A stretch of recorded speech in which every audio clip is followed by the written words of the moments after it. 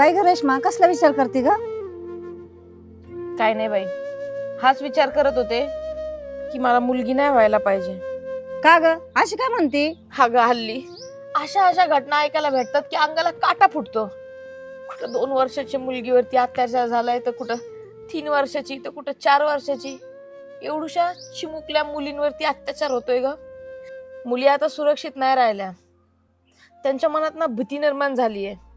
शाळेत जायचं म्हटलं तरी त्यांना भीती, कुठं जायचं म्हटलं तरी त्यांना भीती. कधी कोण नराधम येईल आणि काय वाईट करेल, ह्याच गोष्टींची भीती. ज्यांच्या घरामध्ये हे घडले त्या आईबापावरती काय बीतत असन, काय त्यांचं मन म्हणत असेल. खरंच खूप अवघड झालंय ग. म्हणून मी म्हणलं की मुलगी नकोच, कशाला तिला या पापी दुनियात आणायचंय. त्यापेक्षा तिला जन्म न घातलेलाच बरा. कधी या सगळ्या गोष्टी बंद होतील काय माहित. त्या नराधमांना ना असं ठेसून काढलं पाहिजे.